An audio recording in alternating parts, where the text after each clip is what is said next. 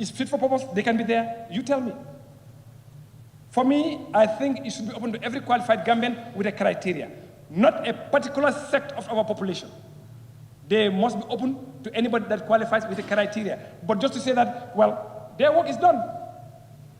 Their work is done. In fact, if you look at the act, it tells you 1 month after they submitted, it's finished, except the secretary, who could continue depending on what the minister actually wants. That's up to what, if you want him to continue as a secretary, fine. But otherwise, everybody else, 1 month after, it's a finish. So why do you want to add 2 more people on this particular commission as this thing here? Why? What is special about that?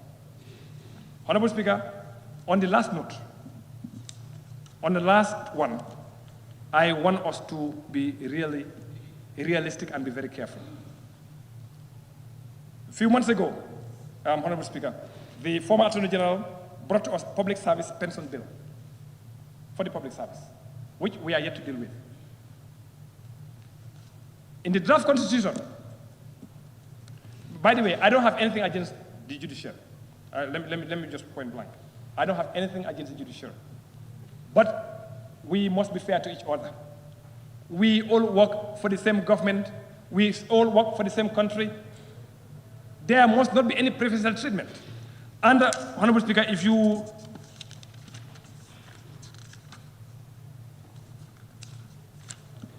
look at the preamble of the Constitution here, the draft, the bill that's brought to us here, the schedule, 1, we, the people of the Gambia, as a sovereign independent state, having had the opportunity to express our views and aspirations on how we wish to be governed, affirm that the Constitution is the embodiment of our will and resolve for democracy, good governance, separation of powers, sustainable environment, and equitable distribution of our resources. That's what it's saying. So why do you want to make the judiciary so special? I want to have answers. Why are they special?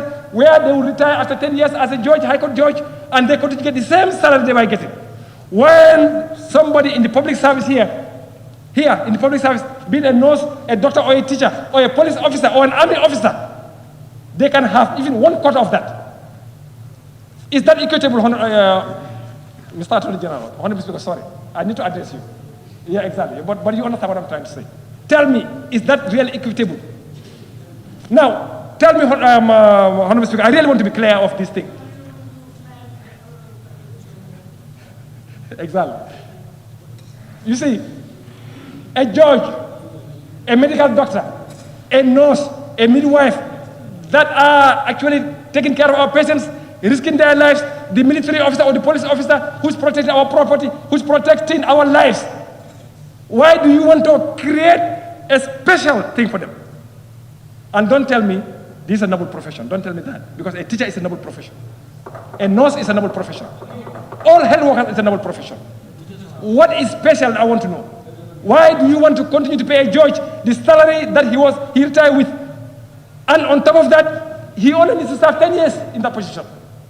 And if you don't have 10 years, let's say from 5 to less than 10, you take 3/4 of that. What is special? A medical doctor that's risking his life, a nurse, a teacher that has been teaching for over 30 years. In fact, teaching that judge. An example, an army captain, right now, the basic salary is almost 9,000 of an army captain.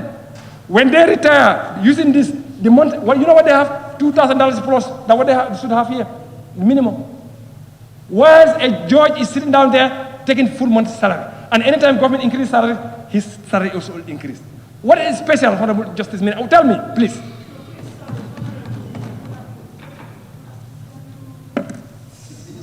Yes, thank you, Honorable Speaker. Yes, thank you. Now, Honorable Speaker, in fact, I think I've come to the end of my deliberations. And I want to tell people that have been asking me, say yes or say no, tell them, well, let's wait. Let him convince me to those issues. I have to make a decision. And his answers to those issues that I have would actually help me to make an informed decision. And on that note, thank you very much, Honorable Speaker. Yes, thank you very much, Honorable nominated member, Samusa. Thank you.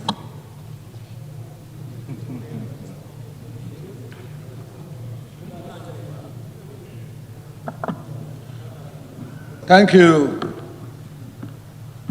Honorable Madam Speaker, for giving me the floor to add my voice to the previous speakers, Madam Speaker.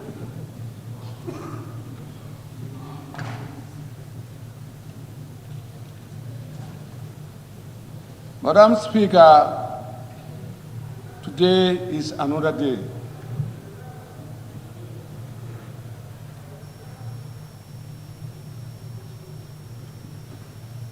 That's why there's a saying, the world is a progressive development. Every time changes. Time is all the time changing, Madam Speaker. I'm addressing you. Madam Speaker, before starting my intervention, may I first of all seek a permission from you in laying the foundation.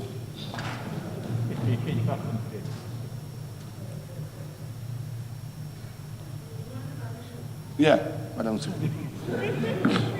Madam Speaker, yes, thank you. Thank you. Yes. Yes. Madam Speaker, thank you for giving me the approval for the foundation that I'm going to lay. Why I said the world is a progressive development. Anytime changes come, you see yourself into new things. That's the change. But today is another history that we are making.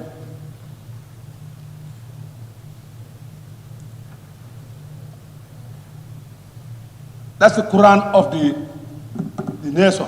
That's the Constitution.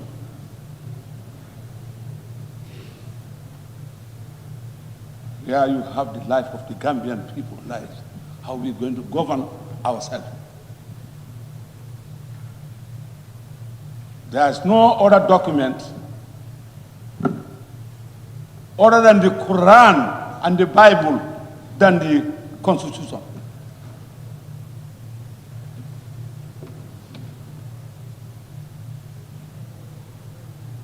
That's why I said today is another day of history.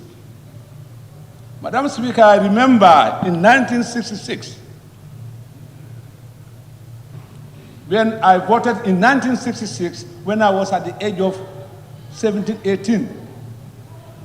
But you see, then, the requirement, constitutional requirement is 21. But what happened in those days, they just come to the Bantaba and then write down, you will not even come with your mother or your father or one of your parents, but any elderly person or the alcalo, they just come to the Bantaba with the book and they register. And I do happen to register and voted in 1966 referendum, which I can fully remember when my cousin brother was the MP, that's Alhaji Khalil Singade, who won in 1962.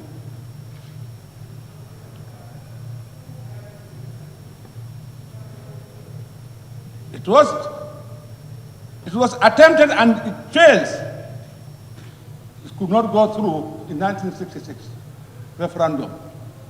Then my late uncle, Sir Farman Singate, was the governor general. Somehow, somewhere, after being accused of being for interference with the referendum and was sacked, and then late uncle Sir Ali Jack replaced it. Until 1970, when we went to the second Republican referendum. And then we have the Constitution of 1970 Republican Constitution. I witnessed all these things, Madam Speaker. That's why I'm so delighted today. I pray to God, I thank God for witnessing all these events in my lifetime. That's why I always said, I'm a father and a grandfather.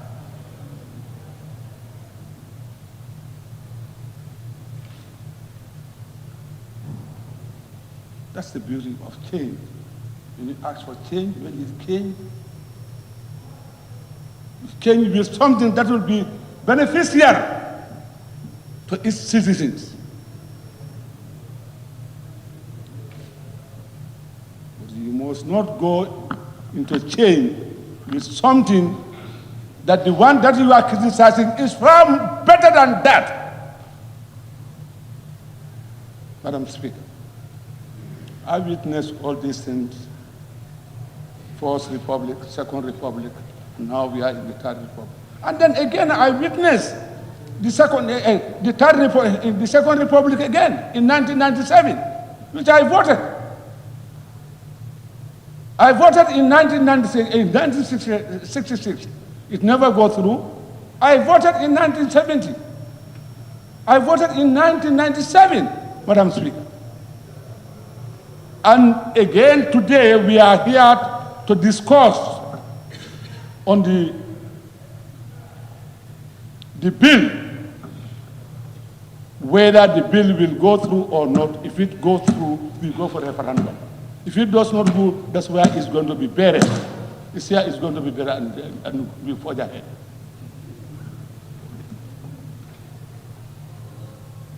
I witnessed all this, Madam Speaker, with your permission.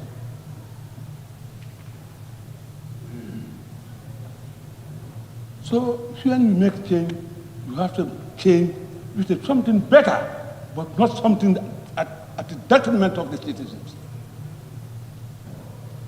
Madam Speaker, on that note, Madam Speaker, I have exhausted my foundation. I will now go and profess the Constitution. Madam Speaker, honestly, between myself and God, as I swear here, my consent cannot allow me to accept this draft constitution or the bill, Madam Speaker. And I have my reasons.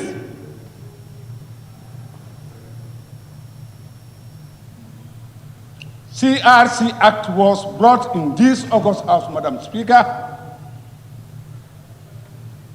It was passed by this assembly for them to do their job. I am not telling them thank you. I will never commend them.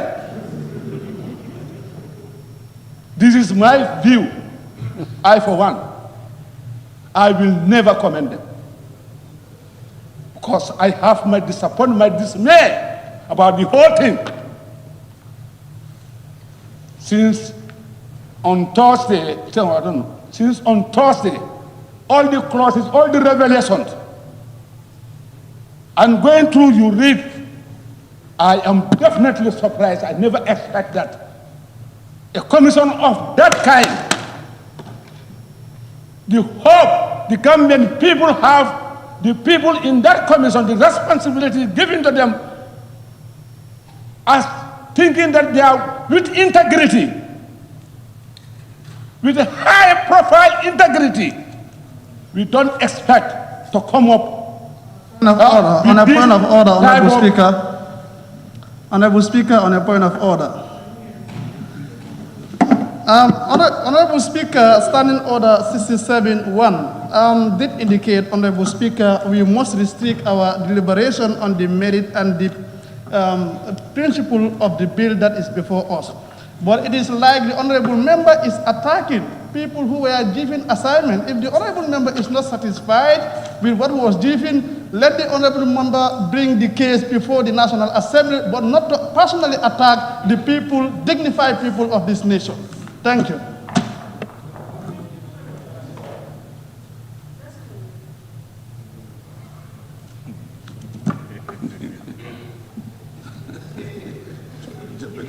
Madam Speaker, point of order.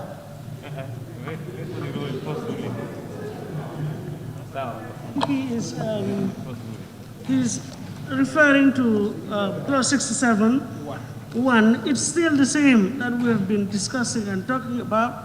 We discussed the general principles and merits of a bill. just the principles and merits of the bill before us.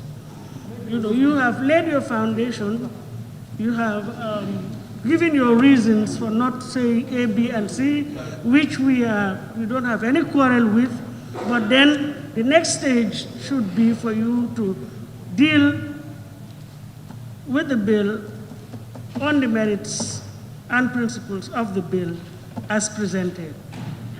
Thank you. Thank you, Madam Speaker. The member, what he's saying, I'm dealing with the merit and the principle.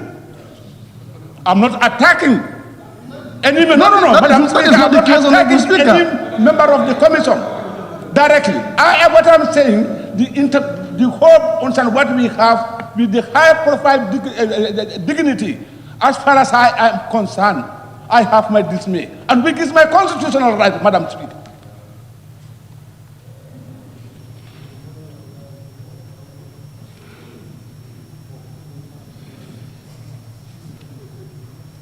This is my right. I never deviate. I have my reason why I'm not satisfied. It is my right to express it. I have my disappointment. The money spent on this, Madam Speaker, Madam Speaker, nobody can distract my attention.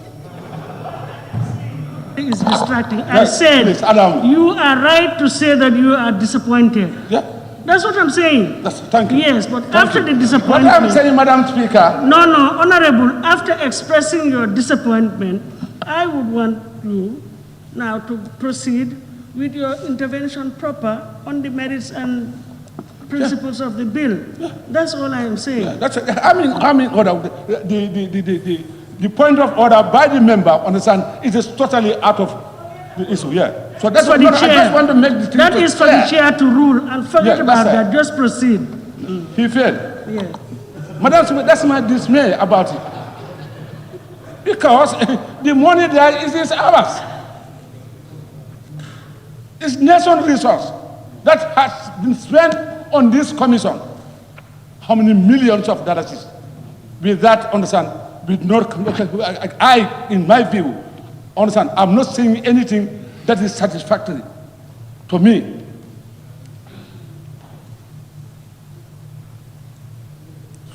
Madam Speaker, a member for Busumbala has said here, I'm a member of the Standing Committee, Defense and Security. First, I was so disappointed during the interaction with the armed forces, the CDS, the Gambia National Army. The CDS made a complaint, concern, that all what they are concerned, all their recommendations they sent to CRC, nothing has ever been captured in this book. An institution. Today, our security, we know we should not compromise it. Why? Who? These are the people 24/7. 24/7, we feel comfortable. Without security, war be tied. People will be eating each other every 24 hours. But because of them, why they are not captured? Madam said, I don't need to quote clauses and here and there. Since on Thursday, I'm listening to members during their deliberation. It is very disappointed. We cannot just take this book to be done to adopt this. As for me, I'm totally against it, and I'm not going to say any more things. I don't want to this. And even this parliament approve this, adopt this constitution, honestly, Madam Speaker, I bet I'll be in the field during the election, referendum, and I'll make sure that it fails. Because it's my constitutional right. I will campaign vigorously. Because you cannot bring a constitution from Kenya with constitution that today is in the Kenyan High Court, challenged by the citizens of Kenyans. expressing their concern that it's a very scrupulous constitution. How can you bring that word-to-word photocopy? You put it in our constitution. I think, in my view, there should be a commission of inquiry set into the CRC, how and what, the way and manner, the money that has been given to them to facilitate this commission, also, to look into it. Madam Speaker, these are another point. So many issues are mentioned here. Who are they to say, understand, we said the constitution 2 times, yes, we all know, that's what we are saying, 2 times. In 1997, understand, we said 2/3 majority. It was amended. But it's open. Now we said, now we're going for 2/3. There's nothing wrong with that. But the way and manner they specify it in this book, it is totally wrong. They have their own agenda. Otherwise, they have to take the view of the people. Let's look at their reports.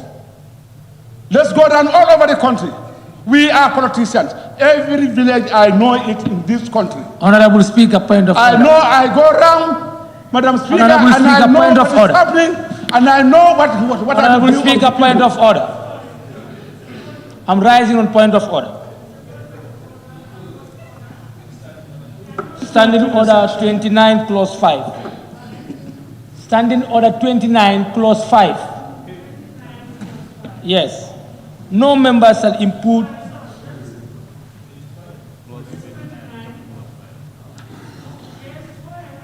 Yes, no member shall impute improper motives to any other member.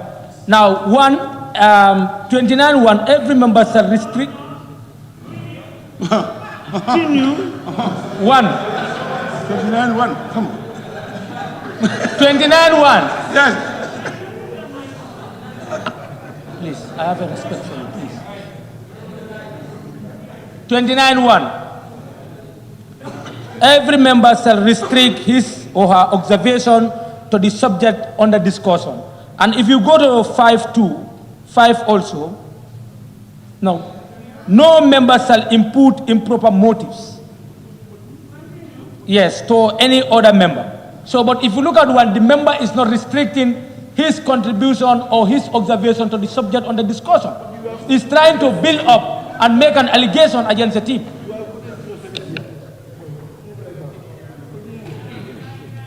Reading the section, it talks of, let me just make a decision. It says, no member shall impute improper, can you allow me to, no member shall impute improper motives to any other member. And I read it to mean member of the National Assembly. But of course, 29.1 says that every member shall restrict his or her observations to the subject matter under discussion. Now, honorable member, the subject matter under discussion is this very constitution.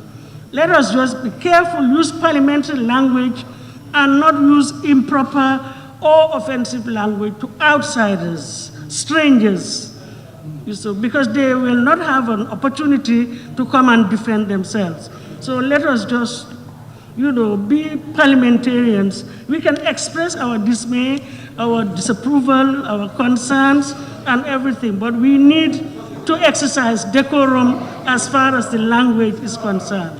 Thank you. No insult. Yes. Thank you. What the point of order, Madam Speaker, she ruled it. I totally disagree. Understand? I'm discussing, I'm talking about, I don't attack any individual as the previous member also put up a point of order. It's the same similarity. Madam Speaker, I still stand by what I'm saying. I don't attack anybody who is an outsider who cannot come here to defend he or herself. I know what I'm saying. Anything I said here, I'm confining myself to the merit and principle of the rule. The merit and the principle. That's it. And that's why I'm confining myself. Nobody can distract me. Because I'm not, it's a divided house. I'm not sharing the same view with them. But whatever they come with, I can deal with them until they break. Nobody can distract me. The whole world is looking at us. All the points that has been raised here today is a big disappointment to the Gambian. Continue, yes, with your statement. Very disappointing. 150, $200 million is our resources has been spent on something that today revelation that came out of this thing is so disappointing. They think that they think that this parliament is a rubber stamp. Who are there to say, we don't have the mandate, to question or challenge this constitution when we pass the act or in court.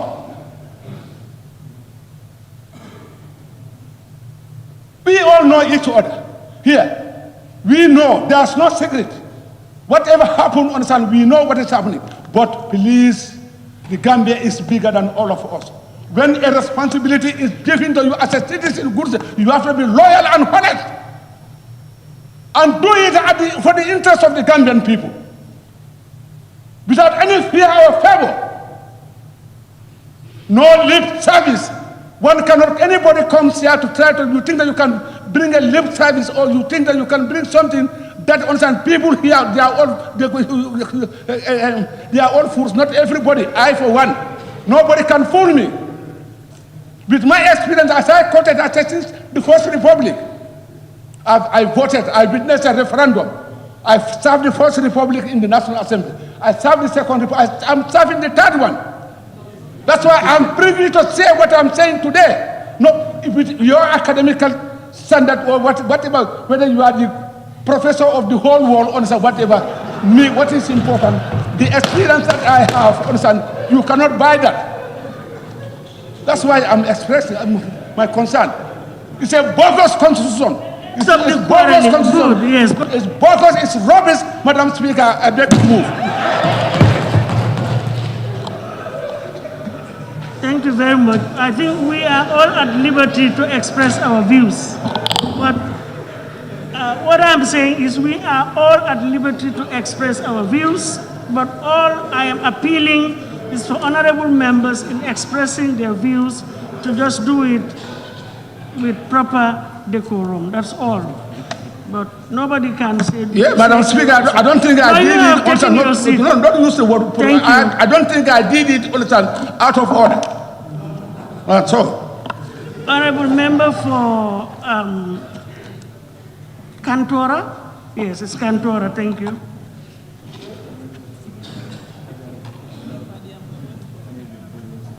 Thank you very much, Honorable Speaker, for giving me the floor. It's a very long day.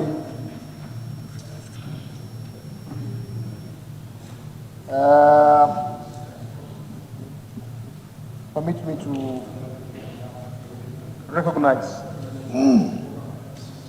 the time and effort of the CRC. I also recognize the minister in our presence here. I equally recognize the media fraternity in our presence as well. However, before going further, I want to take the opportunity to really condemn certain attacks, social media campaign on Facebook, Twitter, writing all sort of unpleasant words or comments against members of parliament. It's really, I see it as a contempt of the National Assembly. They shouldn't be dictated, they shouldn't be harassed or forced or squeezed to the corner just to take a decision. I believe coming to this parliament, we as members of parliament, we've been elected and bestowed trust and confidence in us, and expect us to really fulfill our functional obligation as people's representative. But to my dismay, I've seen very disturbing comments, even by members of the press secretary of the CRC making, unpleasant comments about members, expressing dissatisfaction and other things. Members of the press, media, users, Facebook, WhatsApp, what have you. These are really disturbing and it's really uncalled for. It's a crucial moment. It's important for us to allow the members of parliament to be guided by their conscience. Because when we come to this parliament, we are sworn here to protect and abide by all laws of the Gambia and uphold the 1997 Constitution as the supreme law of the land, which, in our minds, or which will actually take precedence to guide us in this entire process with what we are doing. Honorable Speaker, having said that, I also want to condemn external influence. Embassies, commissions, EU commissions, trying to interfere or meddle in the internal affairs of this country. It's an independent country and should be left to make decisions on their own, rather than trying to pin them or giving them conditions of supporting them. They are partners in development. Regardless of the size of the country, it's an independent free country. Matters of internal issues should be left to be discussed by the citizenry of this country, not to be influenced or not to be controlled or remote controlled by any external forces. Having said that, let me go proper in the discussion. I would like to go history, because we gave the CRC this historic task to undertake to usher us into the Third Republic. It's not an easy task, we all agree. And the final outcome, that is the draft bill, of course, it has its pros and cons. We sincerely appreciate the time limit, as alluded by other members. However, if you look at the whole scenario, you would understand that Gambians are of the belief that there were so much powers vested in the executive, and which has been subjected to abuse. Therefore, coming up with a new constitution, they have to rip off the powers of the executive, try to empower the National Assembly, losing sight, in my opinion, the separation of power principle, that these are co-equal partners. They are independent, but however, they are interdependent, so it's very important as they are independent as well. If we are to uphold to that principle, therefore, you cannot agree in total in some of the provisions or some of the sections that is contained in this draft constitution. Honorable Speaker, one should not also lose sight for the fact that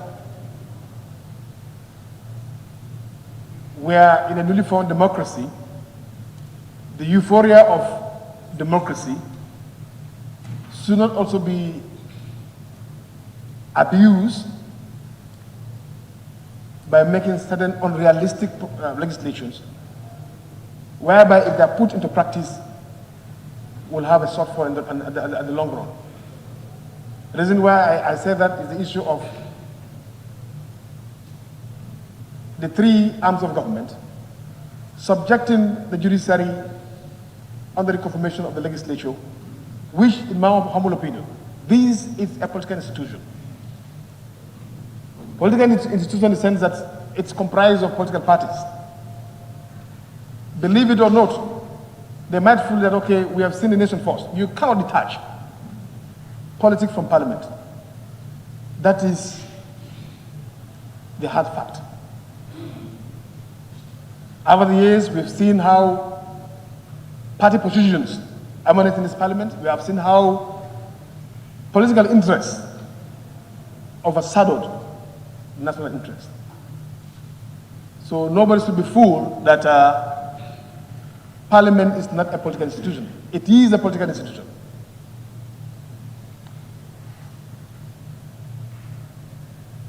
If we still want to maintain the Gambian trust and confidence in the judiciary, if we really want to really boast of the issue of trust and confidence in our judiciary, there's need for us to make sure that there is no interference in the judiciary. I am also with the opinion not to support. You see, it shouldn't be like a trick, given so much power to legislature just because of, yes, you have the power. What next? But you look at the outcome of the power. If you should test run it now, what is the result? Asking the executive to bring ministerial appointment to confirmation, I totally go against it. We should not lose sight that we are really operating purely presidential system of government.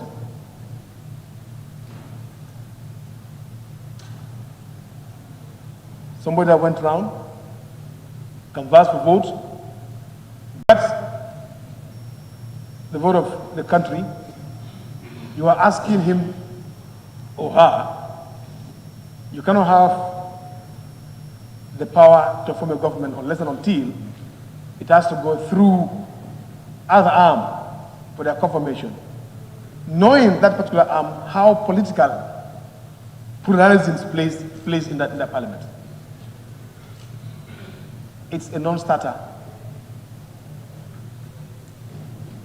And because of that, I am not in conformity with that particular provision. Honorable Speaker, there were interventions here made that people call this constitution as copy and paste constitution. However, if you do comparative analysis, there is no harm in trying to review other constitutions. But what is really harm is to copy verbatimly, word by word, letter by letter. It is incumbent upon you to paraphrase, to fine-tune the language, and appreciate the work that you actually looked or reviewed by making references.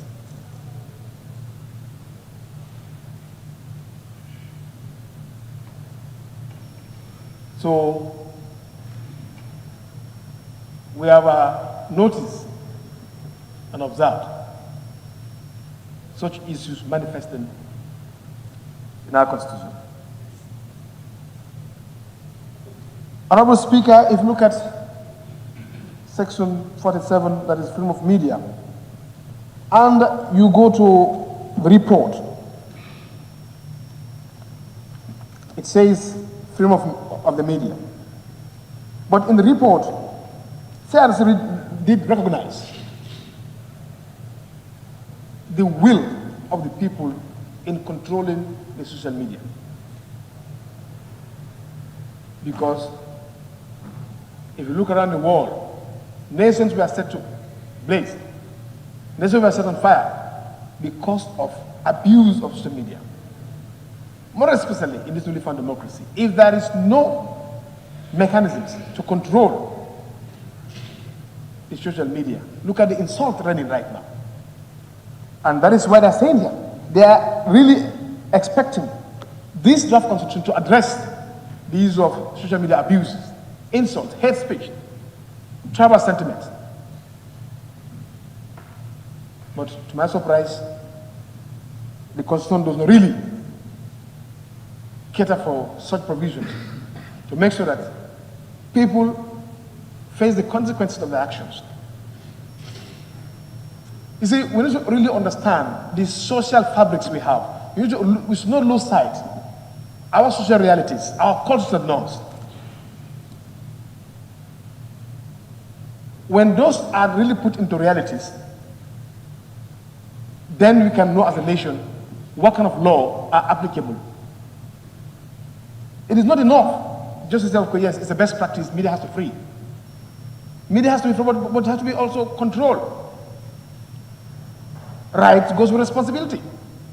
But if you look at this page, that the state shall not, that the state on its media, the state shall not penalize any person for any opinion or view of the content of any broadcast, publication, or dissemination.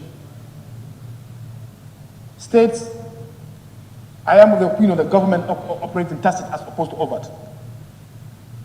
There are some informations that may not be due for broadcasting or are highly sensitive in nature. They are saying that they don't have a right to be penalized employees working under government, doing things out of ethics, misconduct. Should be looked at.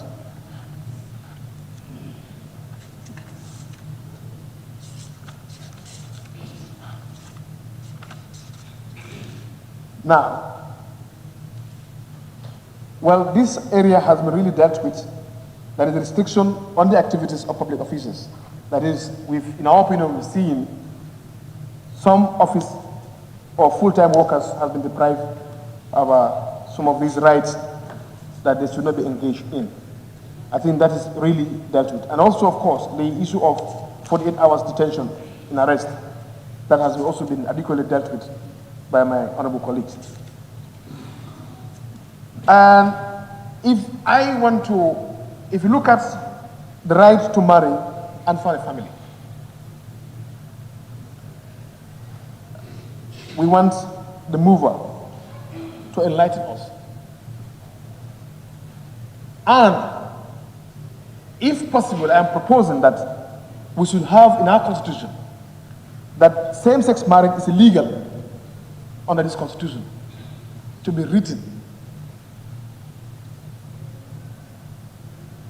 so that this issue of interpretation and ambiguity in the constitution, fears can be allayed. My religion is against same-sex marriage, and I will not be shy to defend that particular provision and ask for that particular provision to be captured, that same-sex marriage is illegal in this country. If we truly recognize that Gambians have had a say on how they should be governed,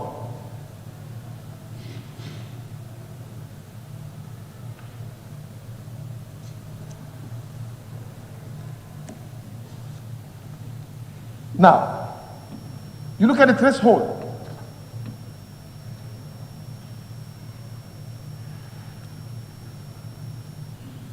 Or look at the imbalance. Dismissal from office for misconduct bars you from really contesting elections. Whilst I think that also has been really dealt with. If you've been pardoned as a convicted criminal, has waived that particular both sentence and the conviction. That I am not in agreement. I cannot agree with the drafters in that particular section. Because if you happen to balance these two provisions, that is unjust in terms of comparing them. Equally, if you go to the threshold of judges, to remove a High Court judge, the threshold required, compare to a head of state whom the entire country has elected to serve. You are asking Parliament to have half of their majority to get him impeached, removed from office. You're asking a 3/4. That is really imbalance. It's unfair. So if it's possible, we are proposing a 3/4 in that area as well.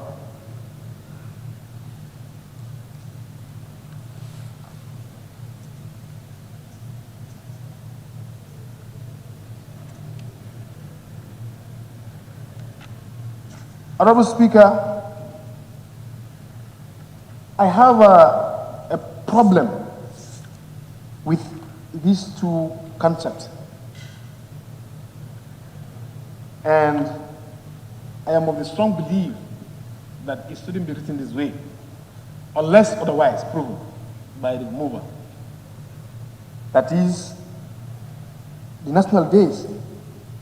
You have the Independent Day, 18 February. My understanding, this day only occur only once, that is 1965. What you have are Independent Anniversary Day and Republican Anniversary Days. You don't have a Republican Day or Independent Day. Independent Day, 1965, that happened that very day. The rest are anniversaries. So it might be a drafting style, but I am really proposing this particular section to be reduced. Yes.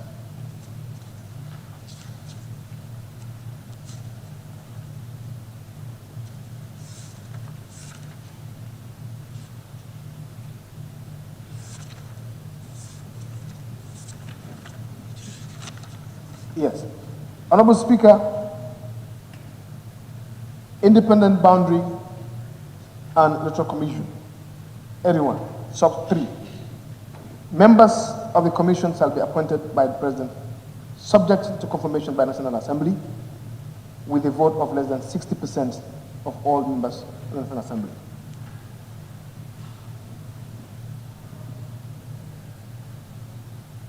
This is an important commission,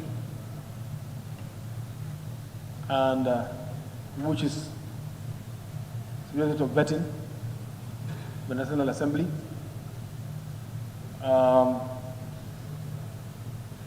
My fear is equally the political pluralism. If this position can be compromised to simple majority,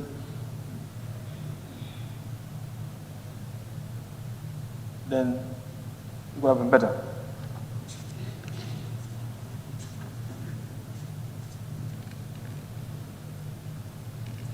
And also, if you go to powers of president, that is, on behalf of the Gambian people, negotiate, sign, enter into, and accede to bilateral, multilateral agreements, include treaties that are not against the public interest of the Gambia, which shall be, I want that to be their capture, which shall be subject to ratification by the National Assembly.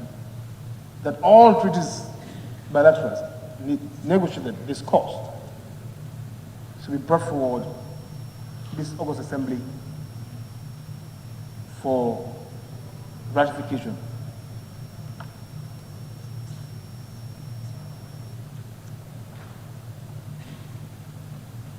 Honorable Speaker, if you also look at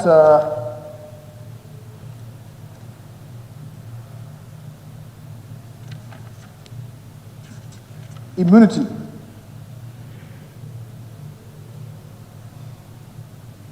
that the immunity granted to the president under this section shall not, after the president leaves office, extend or any offense in the president committed during his or her tenure in office.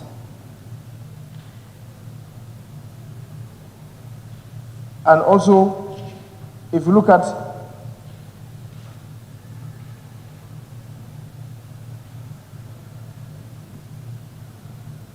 the term limits, I said it earlier, it's really welcoming. But also, of course, I am really not comfortable with actually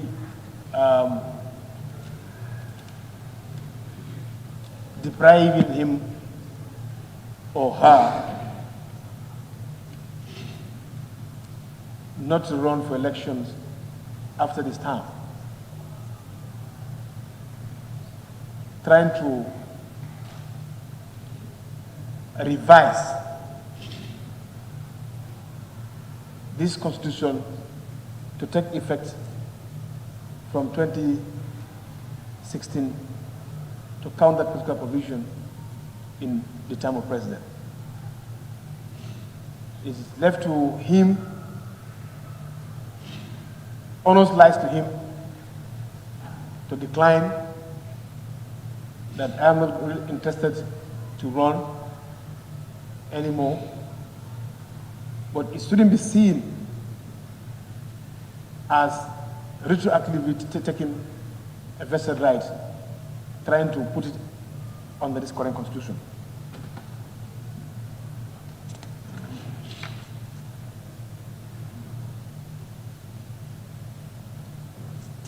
Honorable Speaker,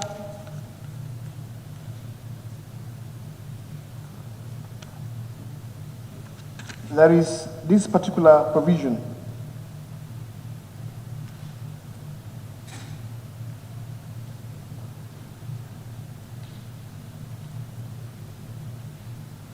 I think I listed that the president shall within 45 days assume office, nominate and appoint ministers subject to confirmation of the National Assembly, which I totally disagree. And I am not going to buy that idea. National Assembly should be seen as if, yes, these are rights given to us, and then these are powers given to us, and then we have to vet these things.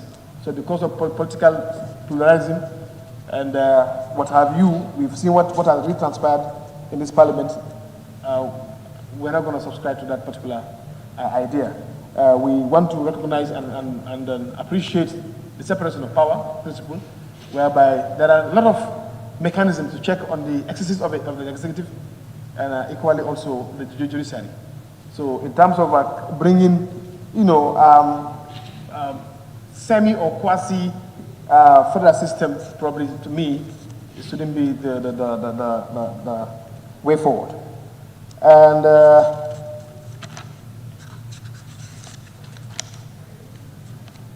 yes, the issue of the speaker as well.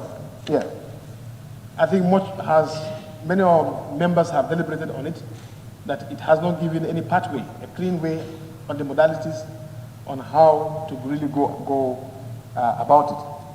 And therefore, the issue has to be looked at, and then what are some of the provisions that we can rely on to carry out that particular issue.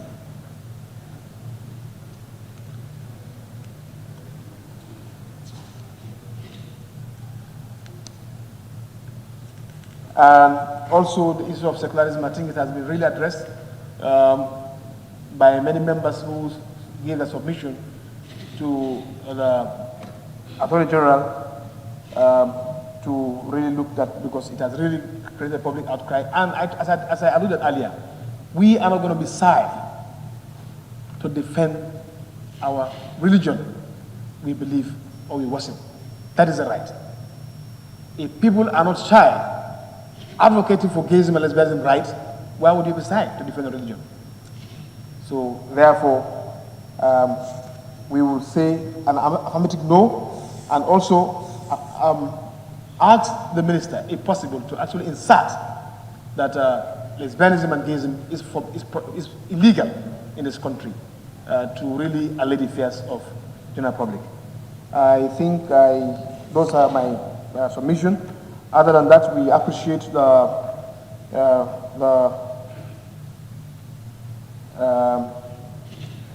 youth representation. We appreciate the women participation politics, of course, and equally we also really appreciate the issue of a time limit. It's very important that we have it in this document, but of course, these points that we raise need to be answered, because we are representing people, and any decision we take today should be in the best interest of our people we serve. So therefore, those interests or those issues also need to be clear. Lastly but not least is the issue of course, it's been addressed in somehow, that the judiciary. You see, let's be realistic. With the crippled economy that we've inherited, you cannot really subject this government or this country to be given this take home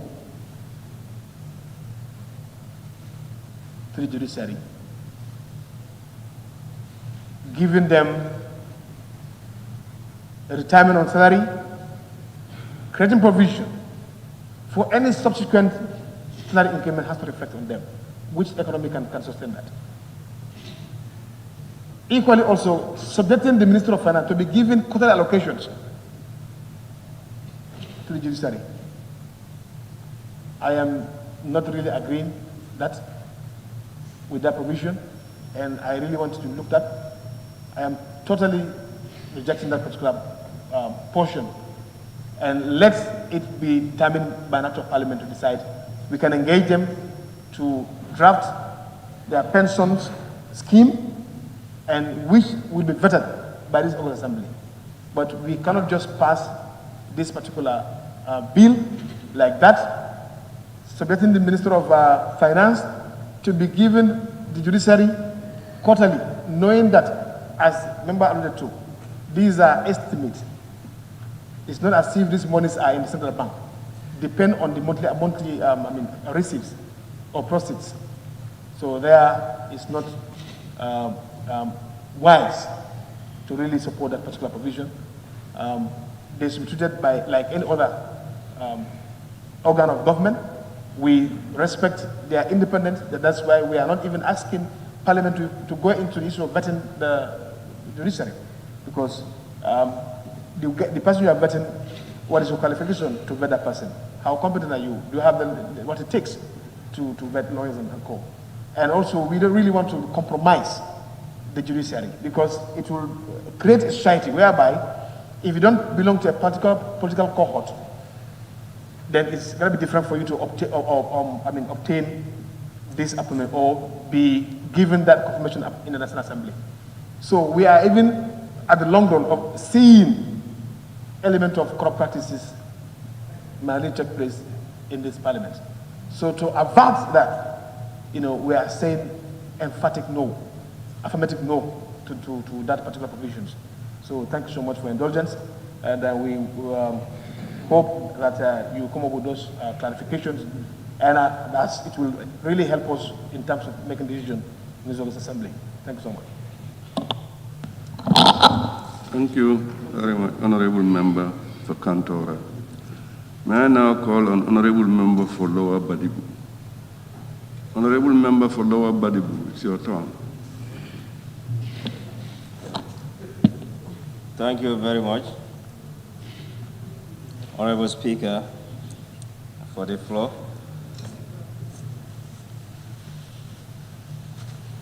Honorable Speaker, first and foremost, I would like to thank the members of this august body for their wonderful deliberations. Honorable Speaker, I have few observations in this draft constitution. Honorable Speaker, to start with, there was a saying that there is a difference between what is right and what is correct. And as leaders, we must not say this is what is correct, but what is right always. We should go by that. Honorable Speaker, the observations that I made on the draft, first of all, is the issue of the language. The national languages to be used in this National Assembly. We don't have a language policy. Honorable Speaker, we are representing people, and 75 or 80% of those people don't even know what we are doing here. And we have seen in this draft constitution that national languages will be spoken in this August Assembly, but after 5 years. I would like the Honorable Attorney General to clear my doubts why after 5 years. Because here what we are trying to do is to make sure that there is rule of law and there is justice. And if we said we prepare this draft constitution for ourselves to suit our demands and to regulate our activities and actions, I believe whatever we say here, we should mean it.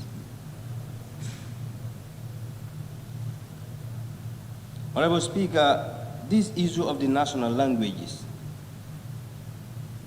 you as the Speaker sitting over there, We know that Gambia, we have many tribes. If we allow our national languages to be spoken in this parliament, we believe that the speaker responsible for this august body should speak all these languages so that if anybody did foul play, the speaker can know that, can put you into order. I would like the Attorney General to clear my doubts. How are we going to select the speaker and the criteria of selecting a speaker? Because the person must speak all these languages. You will not say, we're going to choose language A, B, or C. That's going to be discriminatory. Honorable Speaker, the issue of separation of powers. We have legislature, executive, and the judiciary. But if you go to the draft constitution, section 190, we were told that the High Court judges will be nominated and the confirmation will be done by this august body. Honorable Speaker, I could remember vividly that in 2017 towards 2018, I support for this august body to vet certain people that were supposed to be appointed by the president. And there are also a reason why I say so. But this is an open secret now, Honorable Speaker. The reason why I am saying this, the issue of Ndaunjai and Yusuf Adiba to confirm their appointments were politicized in this august body.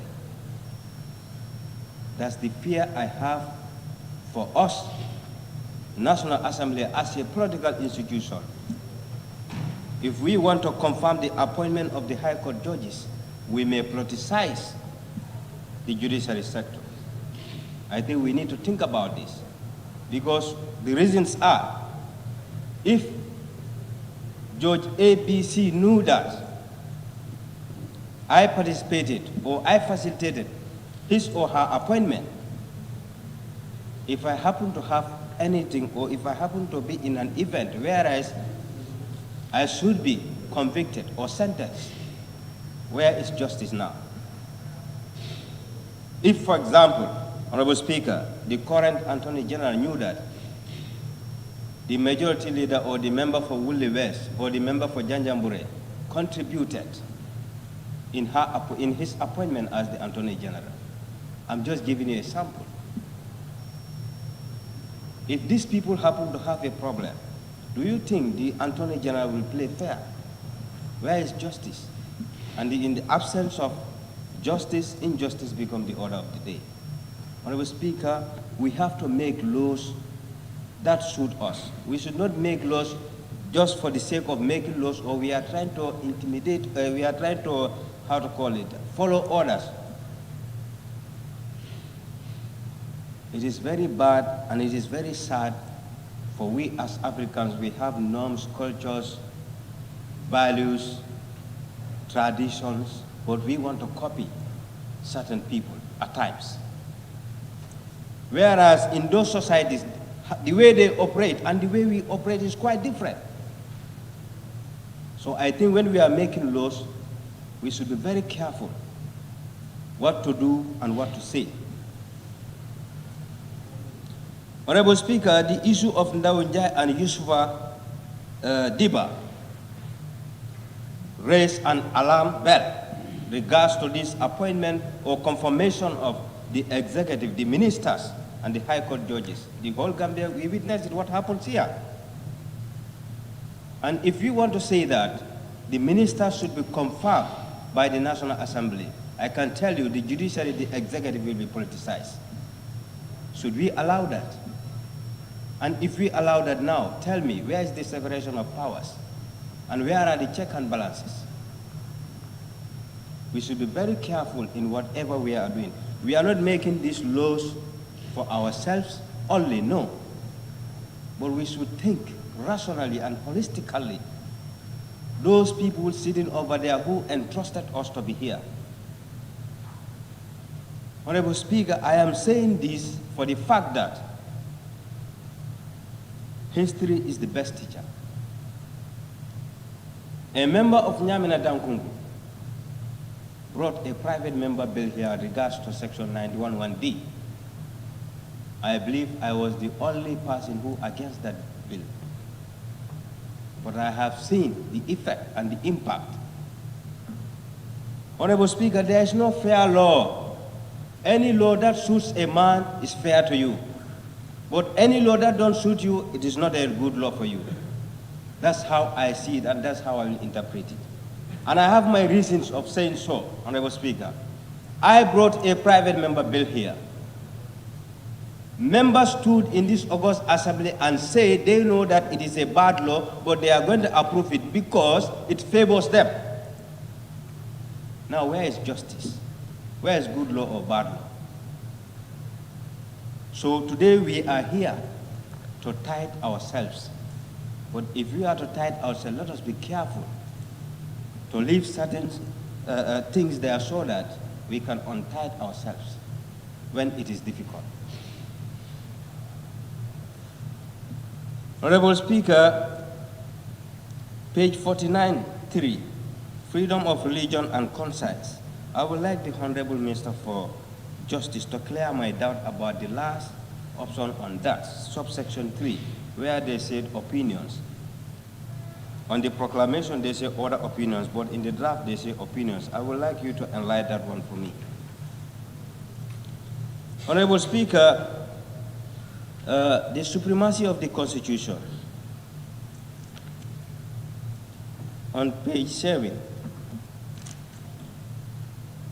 page 5, supremacy of the Constitution. With your permission, Honorable Speaker, I would like to read this section. Supremacy of the Constitution, section 7, subsection 3. It reads, the validity or legality of this Constitution is not subject to challenge by or before any court or other organ of the state. Honorable Speaker, we made laws. We are called lawmakers. But we don't have the power to interpret these laws. We are making something that we don't have the power to interpret. It's funny. I knew that. And I know that there might be reasons of doing so. So if I cannot interpret this law, and I have the Attorney General before me, I would like you to explain this to me as a layman for me to understand why the validity or legality of this Constitution is not subject to challenge by or before any court or other organ of the state. Why? Because we are not mandated to interpret the law.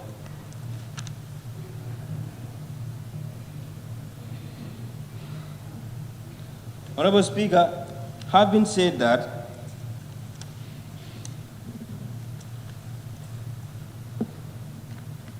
I will go back to the history a bit to remind ourselves in terms of decision making, especially when it comes to law. This is one of the most important documents of this in this land. That is the Constitution.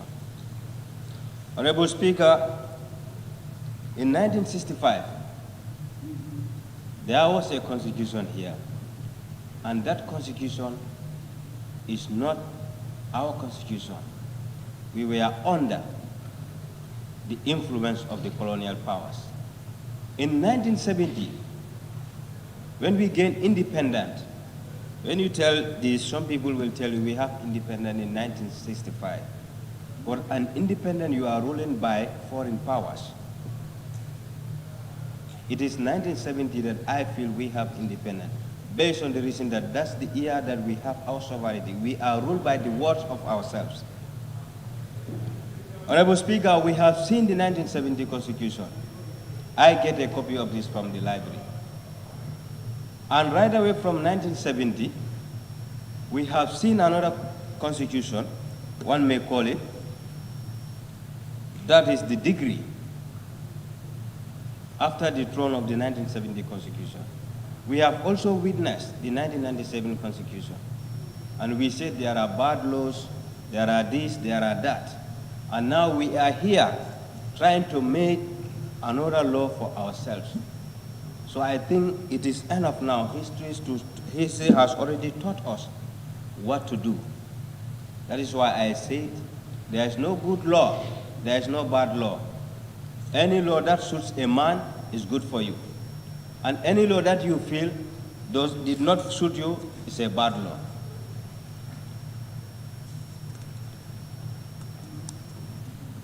Honorable Speaker, people said there are certain sections in this constitution, they are direct a carbon copy from the Kenyan constitution. Everyone is entitled to your opinion. And in academia, and even in parliament here, we are allowed to quote references, but why are we not allowed to read directly from our books or notes? If anybody wants to read directly, somebody may raise a point of order. We don't say that CRC should not benchmark or copy certain things from certain countries. But when we see that, or when we feel that this is a carbon copy, we should bring our facts to the public. We should bring our facts to our colleagues.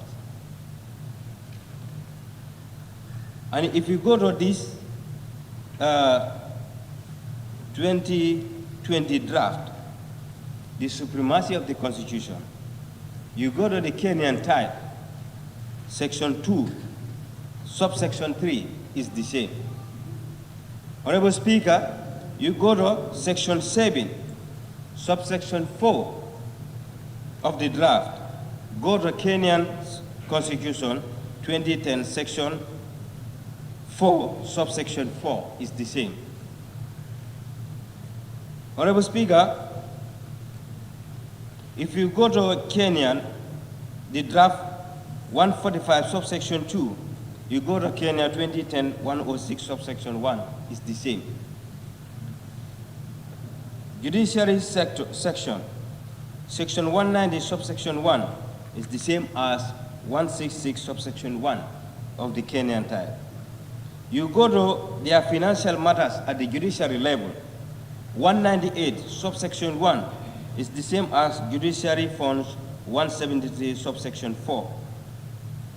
And if you go to their independent boundaries also, 81, subsection 1 is the same as 88, subsection 1 of the Kenyan type.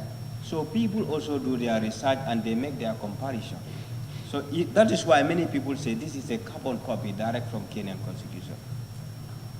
It is their right to make references to Malawi, Ghana, and others. But where are those ones? Where are those facts? Can we compare those? Can we contrast them? We cannot. So what we have seen, that's what we will say. So people might be right by saying that it is a carbon copy because the facts are very clear. What the culture, norms, and values, principles that might suit Kenyans may not suit us as Gambians. We have norms, we have tradition, we have culture, which might be different from the Kenyan type.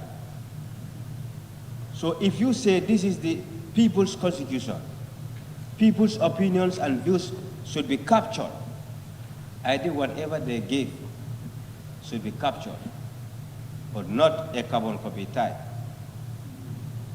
Honorable Speaker, having said that, I like one thing. As I said, there is no constitution which is 100% perfect. But at the issue of the powers of the Auditor General, I'm very much impressed about that. I think that is in line with good practice and in good governance. There are certain institutions, they should be independent. When those institutions are independent, it will be good for this country. Section 239, local government. Honorable Speaker, people talk about the autonomy of the local government, but still, the local government, they are looking for a percentage rate from the central government. If you are looking for an autonomy and independence, it is not easy to be independent. The word independent is sweet to say, but I don't see any country that is independent. And I don't see any continent that is independent. So when the local government says they want an autonomy, they want to be independent, and still they are looking for a percentage rate support from the central government. Where is autonomy? Where is independence? We are not living in a federal state. So we should be very, very careful, and we should inform the public what is exactly happening. I will quote an uncle, a friend. He normally mentions this in this house. When people are confused outside, we should try to make sure that they understand issues. We should try to make sure that they are not confused anymore about that particular issues. But when people are confused outside and we are trying to add that, what are we doing?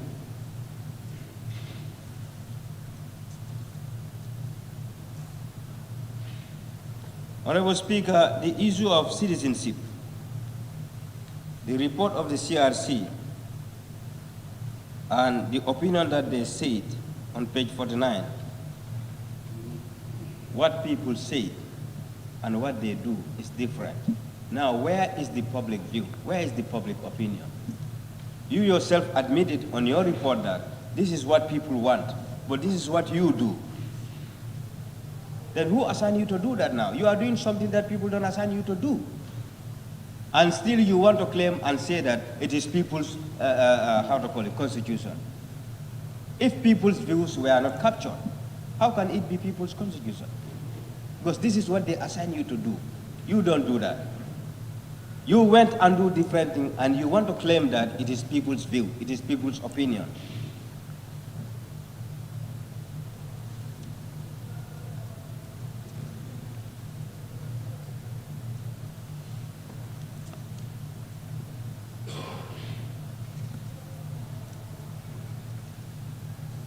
And also, Honorable Speaker, page 70, section 89.2.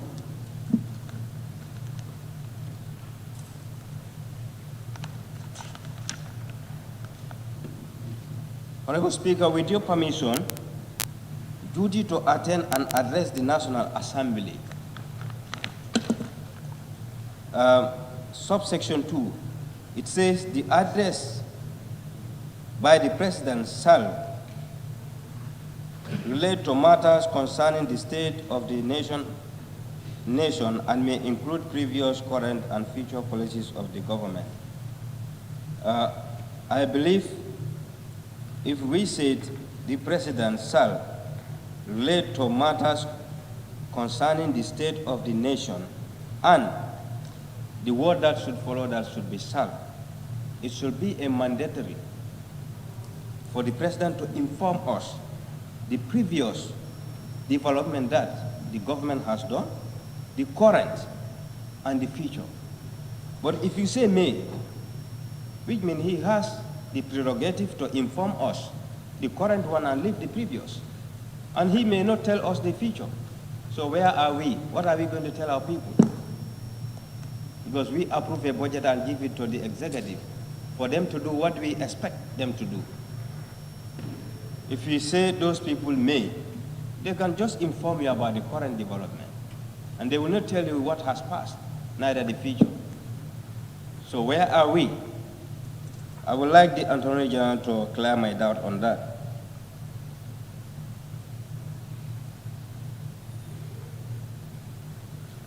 The term limit of the President. Honorable Speaker, this is a burning issue in the society. And I think I myself will now denounce for nobody to call me honorable, as mentioned by the member for Woolly West. Honorable Speaker, there are members who will tell people things that are not even existing, misleading the public based on the political interest, telling the public what is not even happening. Honorable Speaker, the issue of the term limit of the president, what people were saying is that the law cannot be retroactive.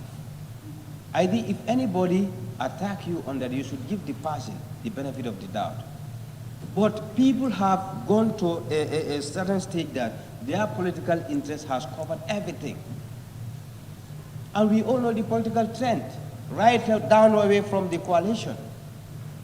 People said, let this particular president be a coalition president. And there are clauses and sections in the Constitution that give or pave a way for the president to resign. But based on the political interest, some people say no to that. They say he's going to be an executive president. That's what the Constitution says. Others say, yes, okay. Things has revolved. And they change. So if people are saying the president should do this, should do that, because this is a moral versus legal, this and that, where is your moral the time you were talking? Where is the legality? Honesty and sincerity is very important. We all knew, we are all Gambians, we all know what is going on. People stood and said here, no, this should be a coalition government of 3 years, and we have our coalition agenda, we have our principles, we have our objectives.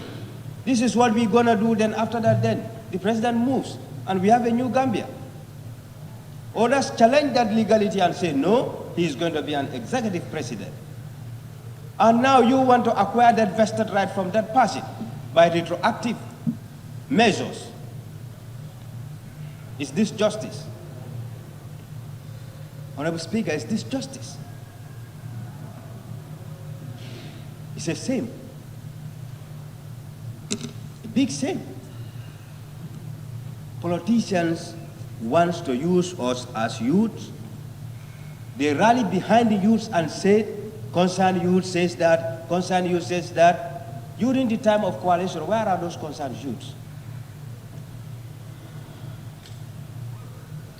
Because now you have an ambition. Because now you have a target. All those targets fails. You want to go back. Point of observation or point of order?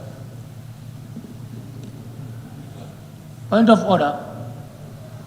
What is your point of order on the what? Authority. 29. One again.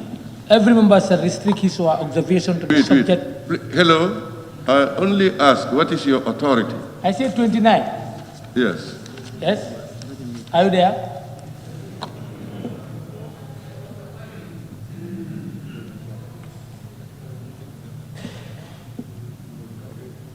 Go ahead. 29.1. Every member shall restrict his or her observation to the subject under discussion. We are not discussing about coalition 2016. It's the draft bill, please.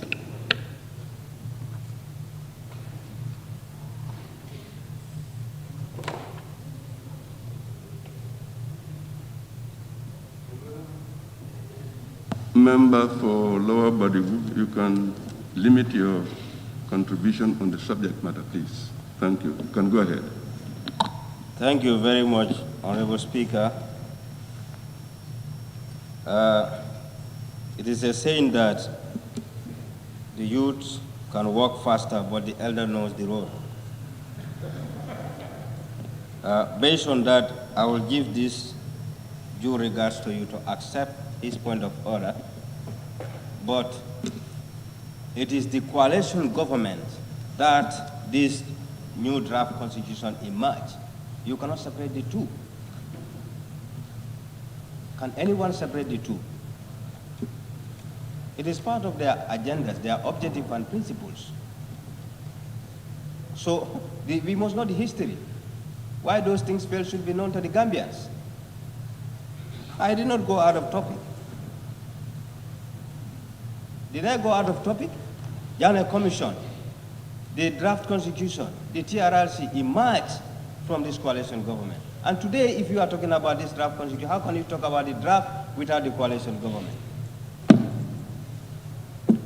So, member for Central Badibu, take it easy.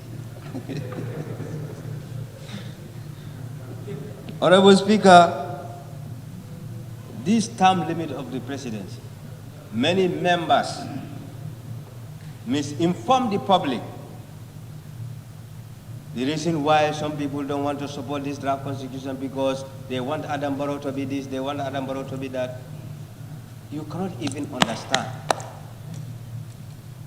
Because you don't have anything to say again. The only thing that you can say as politicians, we all know one another, is to confuse the public, to tarnish the image of certain people.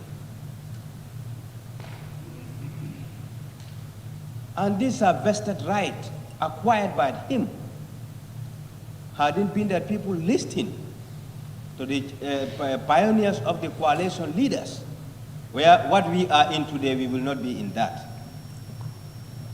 That's the fact. Whether one like it or not, that's the fact. And now here we are. Because there are certain things, Honorable Speaker, embedded in this constitution. They are hidden agendas we knew. We knew very well. People mentioned certain characters here, certain people here, high-profile people. It is true. We don't say no to that. But I believe even in the judiciary sector, you have different sections that people are specialists in that. Go to medicine. Go to the medical field. You have the surgeon. You have the pharmacist. You have the pharmacologist. So those who drafted this new constitution, Honorable Speaker, not all of them are draft specialists. Anybody can challenge me on that. Not all of them are draft specialists. You have criminal lawyers. You have other lawyers there. You have draft specialists. In fact, the draft specialists are not more than 2 or 3. So how can you convince me that these are high-profile people, these are this? Fine. We don't say no to that. We understand that. But if I said, my father is a doctor and he operates people, let me also go and operate people. The next minute I will see myself somewhere. So we should allow the public to know the truth. We should give the public the benefit of the doubt. People are confused. Gambians are confused because those who represent them don't want to tell them the truth. It is very disheartening. It is very, very disheartening, Honorable Speaker. Honorable Speaker, I have been saying that I would like to see in this draft constitution, in the party politics area, the term limit of political leaders to make sure that there is internal democracy. But at the party level, you don't have an internal democracy and you want the top to have a democracy. What kind of democracy are we talking about? Democracy is just a name. Even those who are saying that they are the champions of democracy, where is the true color of democracy? We have seen here, day in, day out, blacks have been killed in US, in other places. They want to tell us that there is no democracy there. They want to tell us that there is no rule of law there. They want to convince us that there is no justice there. But when you kill a black, you don't kill a human being for them. And still, their propaganda is, we want third world countries to have good democracy, good governance, rule of law, this and this. And there's no rule of law in your place. Then who is fooling who? Honorable Speaker, I would like this new draft to capture the internal party democracy. That is the 2-term limit. Somebody has mentioned it here. It is only one political party that is following that principles. What about the other political parties? We want that to be captured in this draft constitution. And I would like the Honorable Attorney General to take note of that. And also, what they want to do is intellectuals cannot play with our minds again. They cannot play with our minds again. Point of observation. The reasons are... Member, what's your observation? Honorable Speaker, I don't allow him because it's not a point of order. You should ask for my permission. No, I'm just trying to find out from it. Oh, it's No. not a... Before Okay, you go to him, you should seek for Yeah, my point of permission. observation, he said he's not allowing you. Honorable member, please. You can go ahead. Thank you. Honorable Speaker, if we go to page 64, section 84G,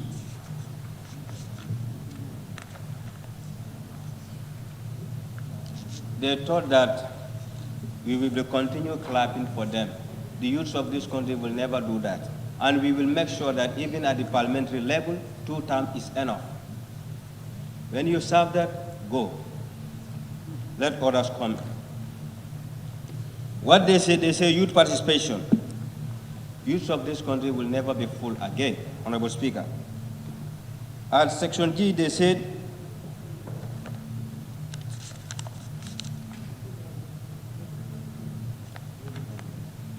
ensure that at least 10% of candidates for election to the National Assembly are youths. Why 10%? Why did they give us the percentage there?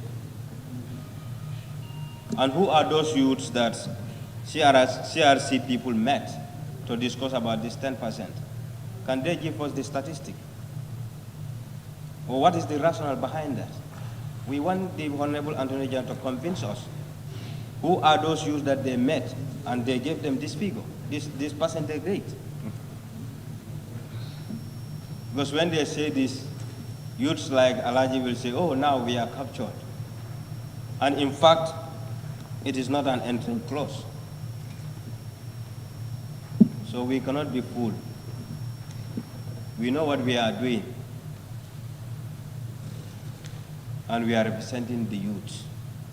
And we will inform them because we are inside the government. And if any attempt to fool the youths of this land, we will inform them.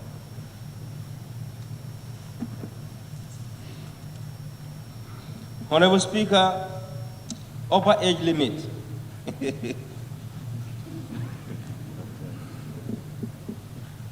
People want this, but why is it that it is not captured by the CRC? Before it was a conspiracy to repeal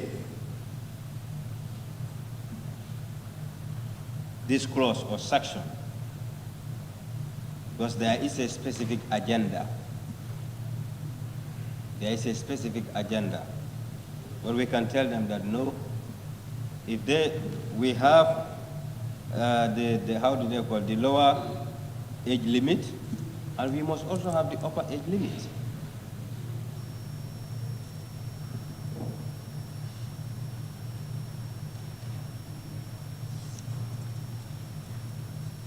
Honorable Speaker, the Facebook warriors, regards to this draft constitution,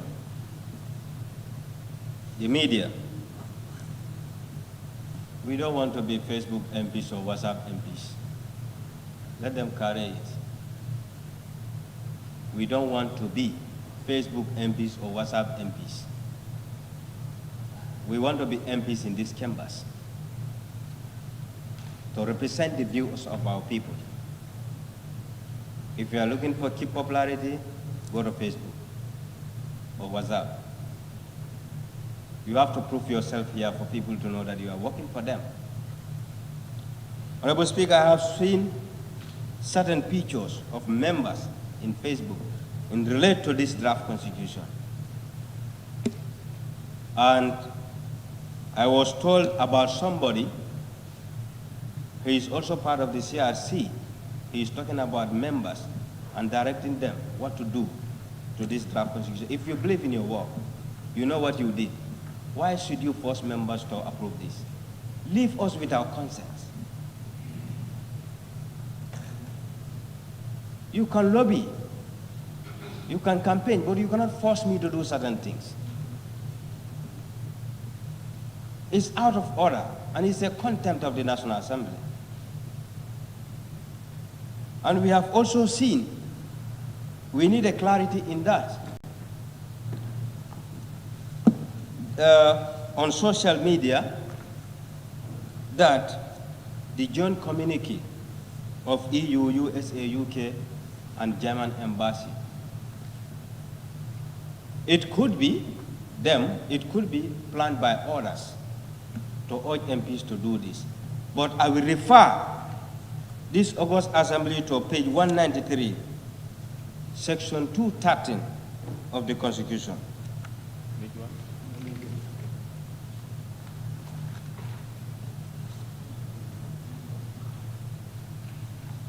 It says, the state and all citizens of the Gambia shall endeavor to protect and enhance national sovereignty, including social, political, and economical independence and territorial integrity. So I believe there is no Western power that can force us to do what we don't want. We are sovereign state. They don't have that mandate, they don't have that right to tell us this is what you're supposed to do. We cannot be colonized twice. If it is UK, US, or whosoever, we condemned it. We don't want it. It doesn't go in line with the direct principle of state policy. Because if you read section 211, you know that directive principles of state policy, it doesn't go with it. So they cannot dictate us, this is what you're supposed to do. It's not correct. If it is not them, then let them go to the media and clear themselves. We are sovereign states. We got our independence. We are governed by ourselves. Nobody can govern us again. So if people are using that for campaign purposes to say, hey, I heard that US, UK, and others are saying that the members should approve this. If you don't know what you are doing, the members here know what they are doing.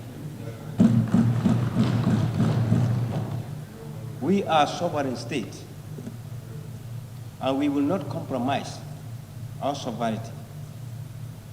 We are an independent state. We have our president, we have our constitution, we have our national anthem, coat of arms, everything. So nobody can direct us, this is what you're supposed to do. We condemned it 100%. And let the US, UK, whosoever knew that, Gambia will never be decolonized again. That imperialism system is over. If it is not over, we can tell them Gambia is not going to be part of it.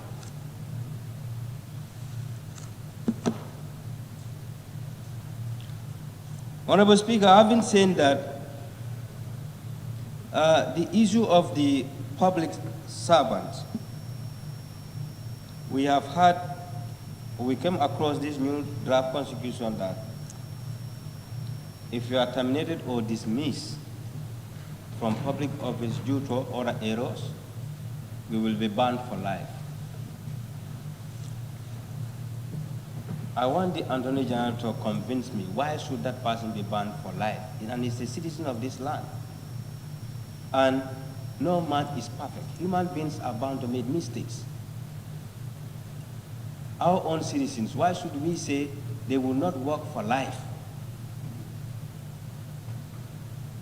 And if you say that person should not work for life, but you said somebody is pardoned by a president, that person is qualified to do certain things. My friend, where is justice? That is why many people said, the previous speaker, someone said, this draft constitution is ill-intended for a purpose.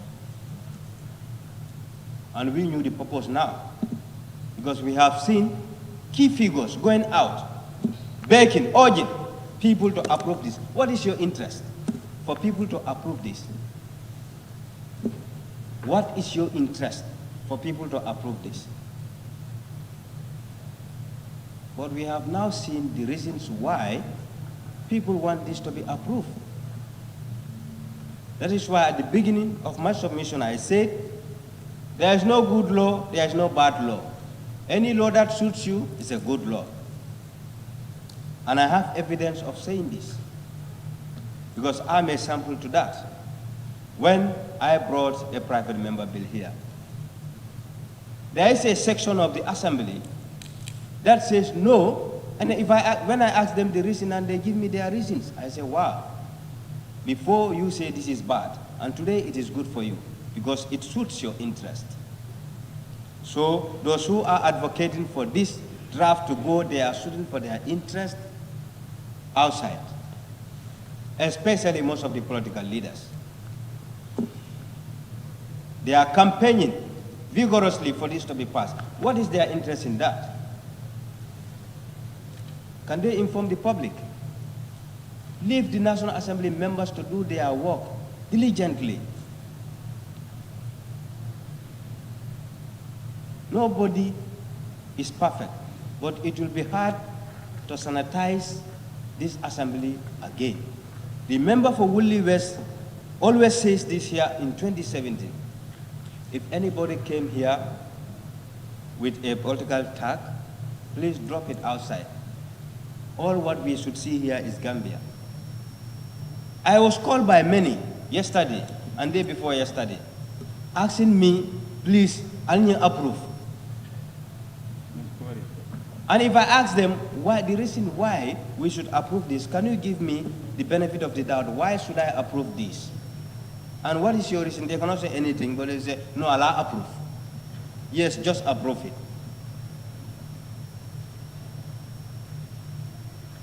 And others will call you and say, if you ask them their reason, they will not give you any tangible reason. So I believe the social media warriors and the PRO of CRC should stop what they had done. They shouldn't do such. You are part of the team. You should not urge or force members to do something. Leave them at their own level. We know what we are doing.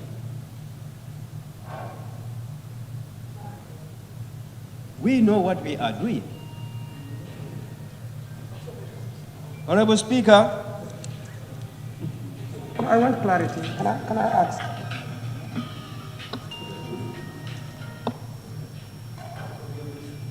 right to education. 57(2).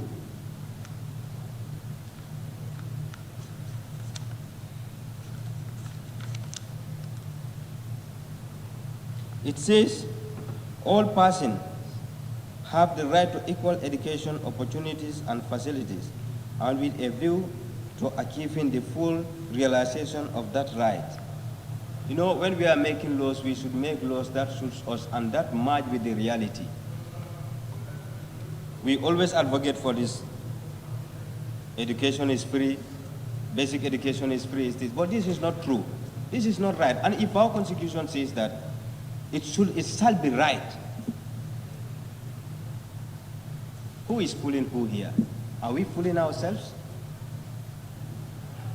Honorable Speaker, I believe we should make laws that suit for our society, not to make laws to impress others or the West, or to impress people that, yes, we can go with this, whereas we ourselves know that we cannot go with this. So, as I said, Honorable Speaker, I don't want to take the time of this August Assembly, but let the Facebook warriors or whosoever knew that they cannot change our position. We are leaders. We knew that people will insult us.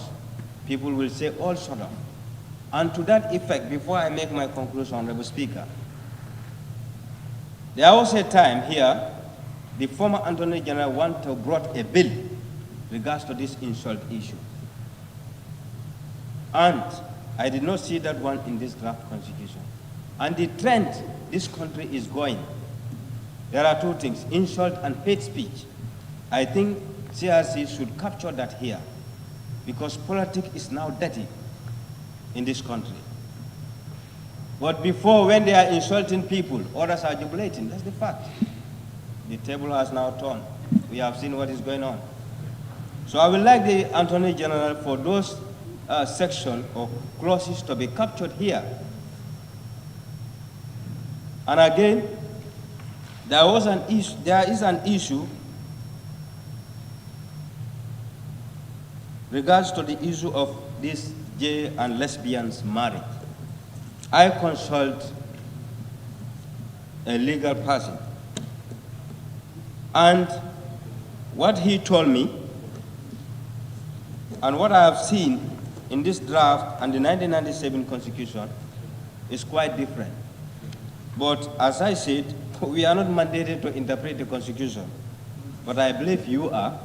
I want you to clear my doubts before I take any decision on this draft Constitution.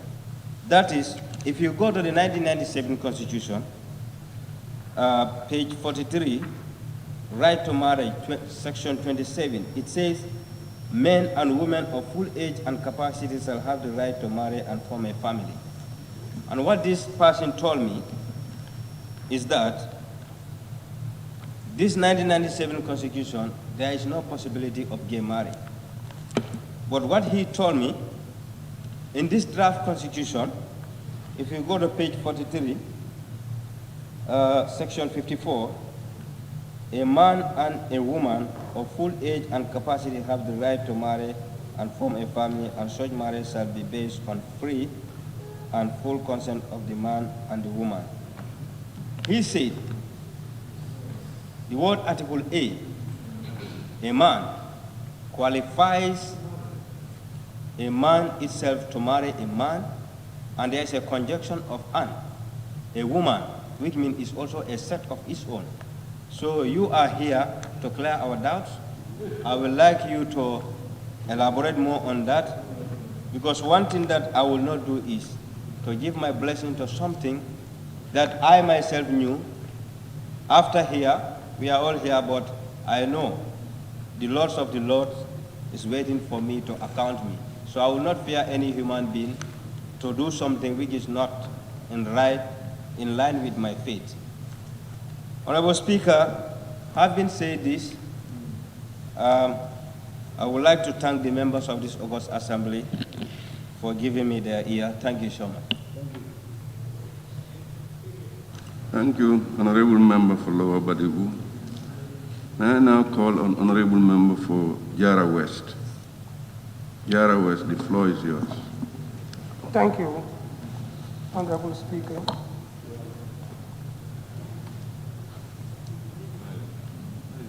Honorable Speaker, I think I have to start it with this question. Whether I can find an answer to this question from the Attorney General who laid the bill. I want to know who is the PRO for CRC, because the documents that we have from day one up to now, I didn't find any name that has been labeled as the PRO for CRC. If there is any, I want to know that. What's the question?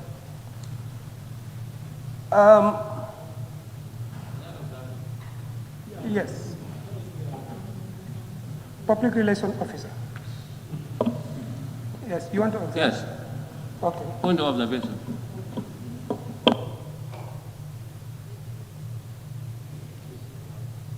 Allow him for observation. Okay. Honorable Member for Jara East, you can go ahead. Okay, thank you, Honorable Speaker. I just want to make a quick clarification. Many honorable members are fond of saying Attorney General. It's not correct, it's Attorney General. Thank you.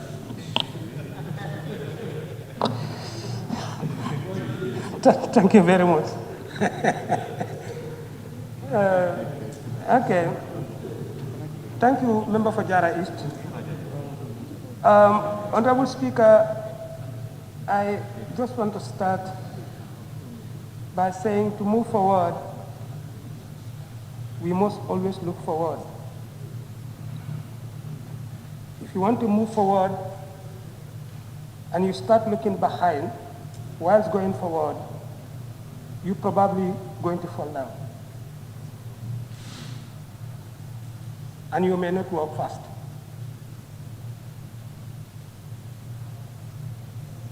From the beginning of the debate, I learned from one of the senior members of this National Assembly that probably we are the luckiest National Assembly members since the independence up to now, because we are the only set of members that are fortunate to have a draft constitution before them to look into it and to give their blessings to. I was really happy.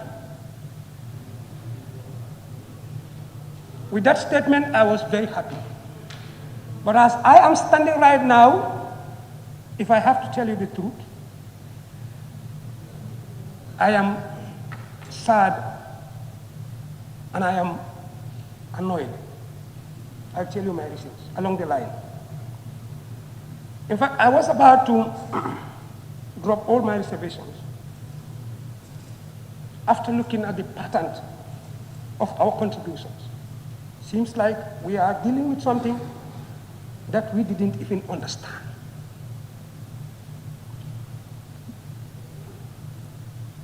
The draft constitution that we have contains 319 clauses, if I am right. From the first day we start the debate, all the reservations, all the observations that we have done are circulating within 130. It's not more than 30, if you count all of them, because we seem to be repeating one another.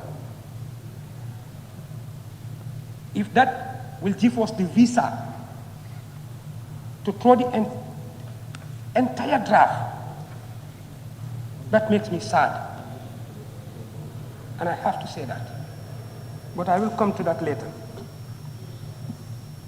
The reservations I have, or the concerns that I have in the draft, Honorable Speaker,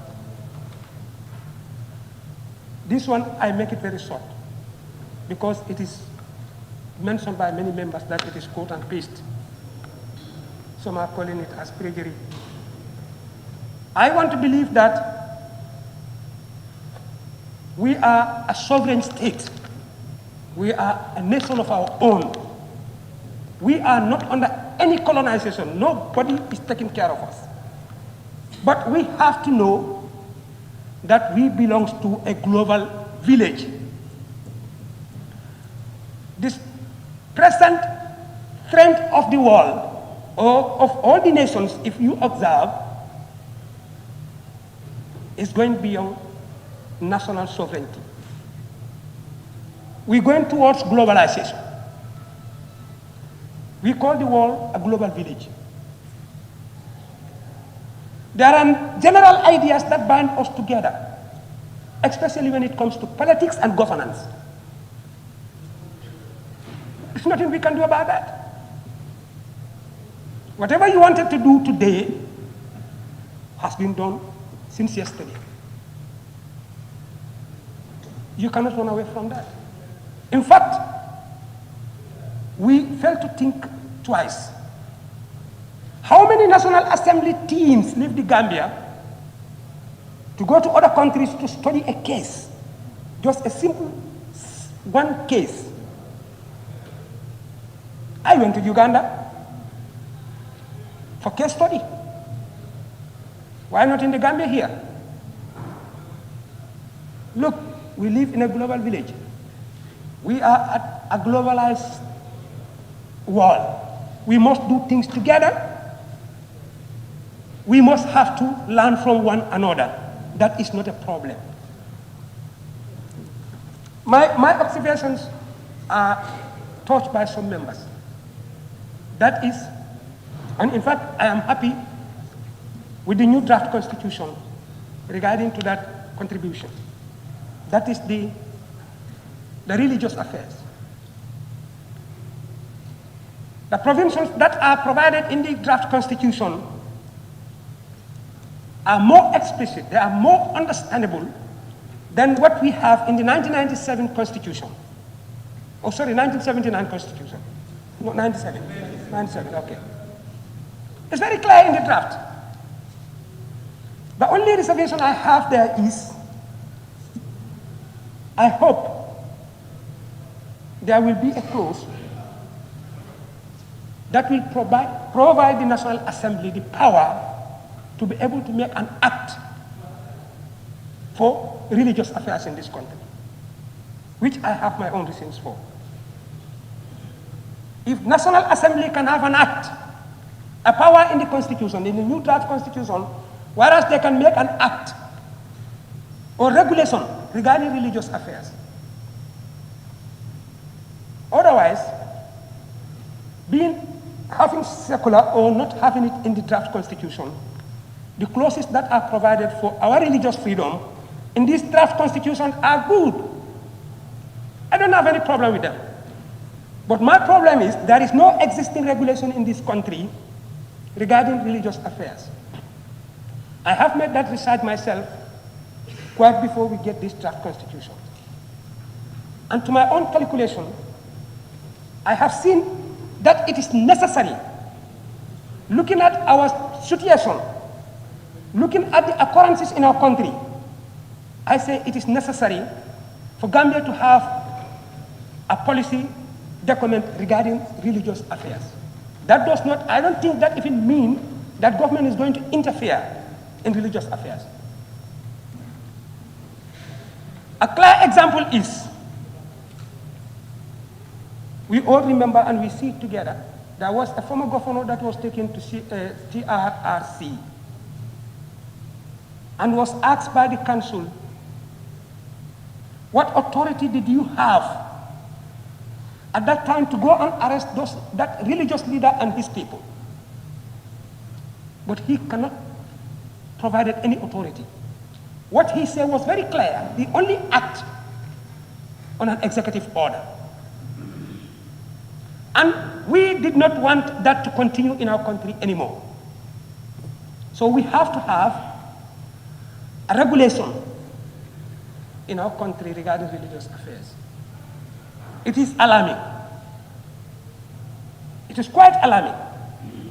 There is religious coexistence between the Christians and the Muslims in the country. That is not a problem. But we don't know what will happen tomorrow.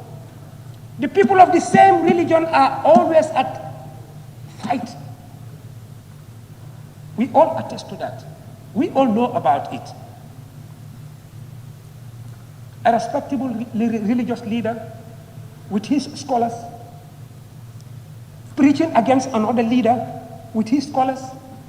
To an extent, in fact, they insult one another. We heard them. We see them.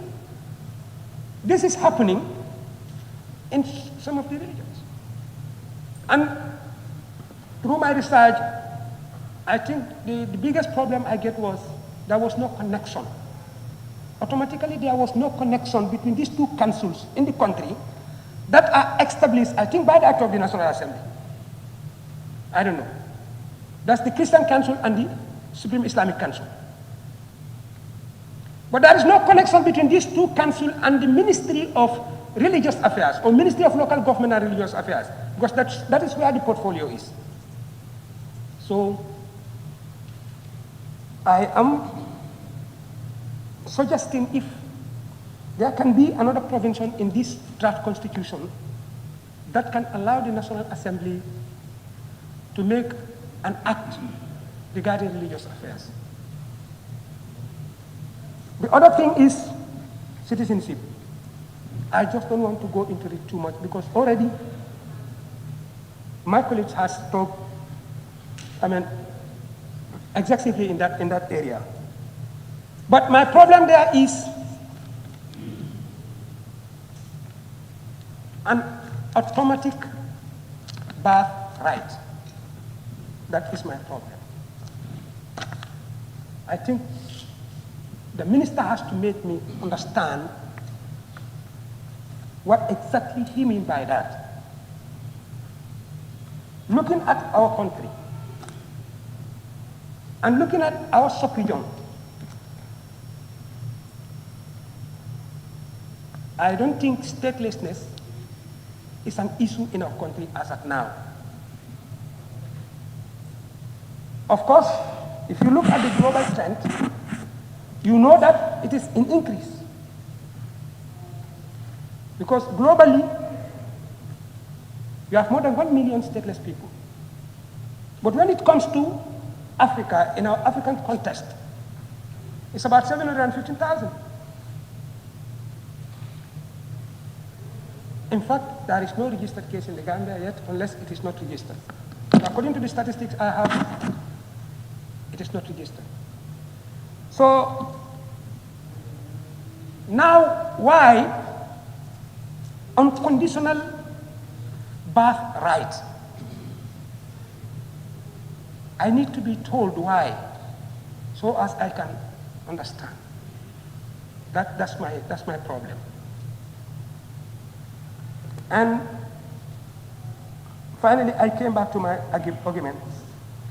You see, why I am ashamed, we all know that this commission is established by an act of the National Assembly, 2017. We didn't inherit it. We made it. It's our own made. And the CRC didn't come from any country. They are Gambians. We give them this assignment with hope that they're going to give us a good result. And if you look at the processes that they take, personally, I don't want to take the time of the chambers anymore because we've been sitting here since in the morning, so I just want to summarize it.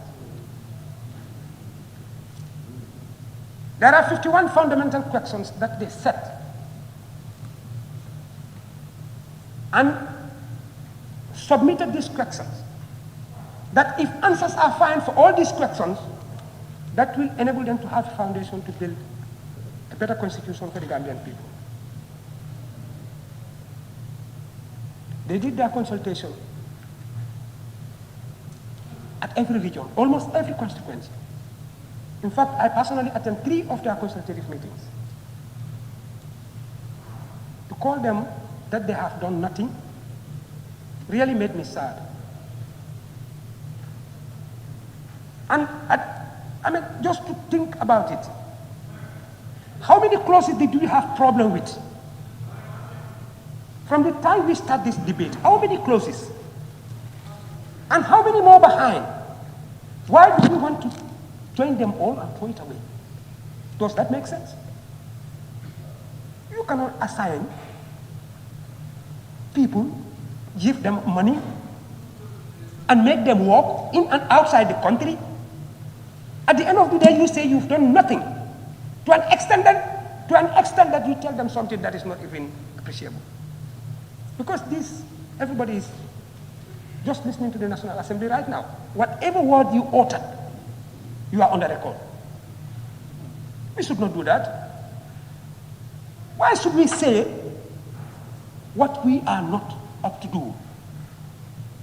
Kabura maktan indallah an taquluna ma la taf'alun. Don't do it. Don't say it if you know you cannot do it. Kabura maktan indallah. I mean, the biggest anger with God, the Almighty Allah, is to say what you are not going to do. Don't do it. Don't say it. If you say you're going to do it, you must stick to that and do it. We owe the people of this country a lot. We owe them. They are crying. That is why they are using all the channels that they can do just to get to us, and so that we can listen to them. Why do we do that? You see, I want us to be very careful. We are all Muslims and Christians. Our decisions here, the repercussions, are not going to be final. We must answer to another question.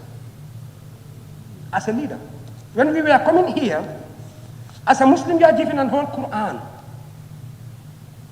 A Holy Quran.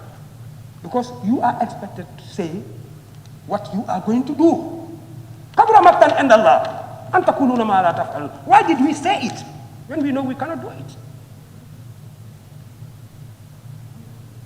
Jesus Christ say in the Bible? You shall know the truth, and the truth shall free you. It's only the truth that can free you. Unless you take the truth, you'll never be free. I think we have to look at this and look at it again.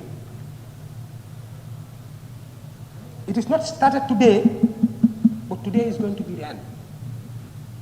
And our decision today will determine our position in the society. Hubul watan min al-iman. To love your country is an act of a believer. Unless you love your country, then you will not be respected. I don't want to interrupt you. Thank you. I'm going to stop there. I will not. You are getting outside the perimeters. I will never do that again. I just want to have a simple and clear definition for politics. A simple and clear definition for politics. Political parties are not created. Political parties are not created like you think they are created. There are bases on which political parties are formed. There are ethics that political parties perform on. There are principles, there are rules in every political party. You cannot just judge the book by the cover. You cannot. Political parties are individual organizations, people of the same political ideology. So you don't expect a political party, especially a political party that is not the leader of the government, to do what the government has to do. I think at certain point, we should be very sincere to ourselves, and we take the decisions on any base that you want to take the decision on. Whether you're going to take it personal, or you're going to take it anyway, just take your decision, but respect the decision of your colleague. I thank you, Madam Speaker. I beg to take my seat. Thank you very much. Thank you. Honorable Member for Joshua. Joshua. Thank you.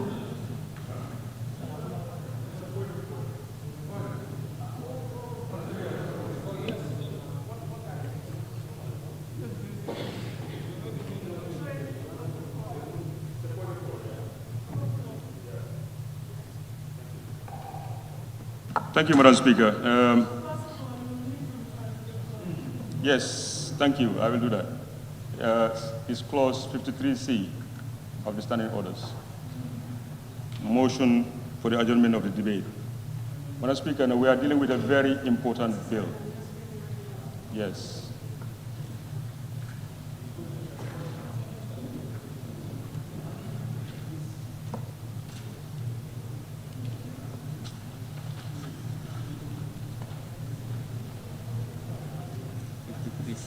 Yeah.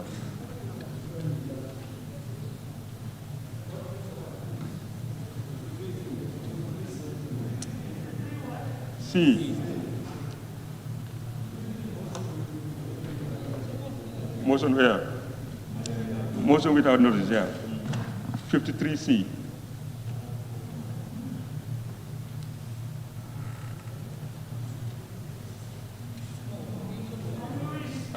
Yes, Madam Speaker, it says no, the following motions may. Yes, it says 53 motions which may be made without notice. The following motions may be made without notice, and C, a motion for the adjournment of a debate. No, Madam Speaker, the reason why I'm raising the motion is we are dealing, if not one of the most important, if not the most important, bill in our tenure in office, or in fact, sometimes you can consider in our career. And I can see visibly, members are tired, and I still believe there are about 5 or more members still to speak, after which the Attorney General has to come and respond. To give it its fair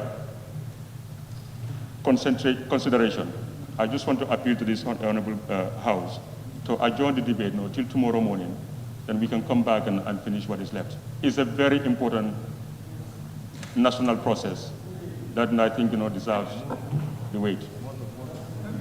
It's provided for under the rules, and it's your decision. It's a motion. It has been moved. We'll follow the procedure to have it seconded. Any secondment? Honorable Member for Sandu. Yes, Madam Speaker. Thank you. I rise to second the motion. Thank you. Honorable Speaker, can I seek for clarification before going to vote? Yes. Honorable Speaker, thank you very much. When it is about to the end of the time, 6 o'clock, there is a concern whether would you continue or will you stop at 6 o'clock. And a motion was passed here that we are going to sit beyond 6 o'clock to finish business. And I was even saying business of the order paper is too huge, because if you look at on the order paper, dealing with the SONA 2020 is also part of the agenda. So if you want to finish the order of the day, that means we are going to deal with that also. That was I calling the concerns on that particular issue. But the motion was moved and seconded that we sit beyond 6 o'clock to finish business.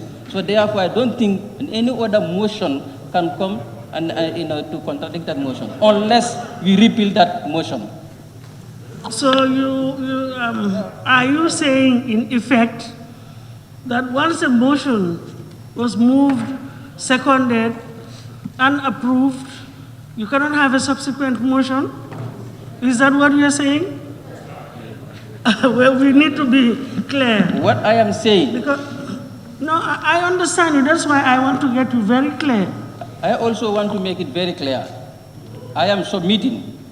I am saying, if a motion is being moved, seconded, approved, there's no other motion that can be moved if that motion is not being repealed or is not being counted for. So there should be a motion to repeal that motion first, because we agreed to it and we voted for that motion, that we are going to sit beyond 6 o'clock to finish business. If you know that now, we cannot go by that now. The member can still use the standing order to repeal that motion, and we go for another. That is why I am saying that then are you saying in effect that even though a motion was already moved and seconded and approved, a subsequent motion cannot come on?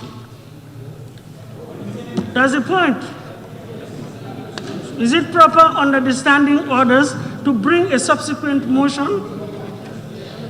That is my issue. That is my issue. Yes.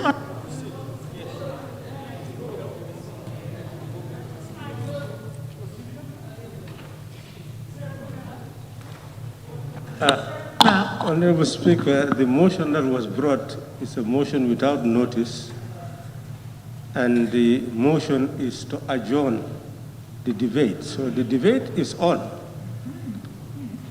but it's a motion to adjourn the debate. So unless the member can quote a section that shows that we cannot move a motion without notice and to adjourn the debate, then I think we should I am of the view that we are not annulling anything.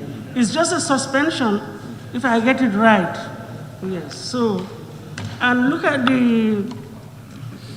Madam Speaker. The title even says, motions which may be made without notice. Without notice. So I think in all fairness, let's proceed. Follow the procedures. We can do so. A motion has been moved. Has it been seconded?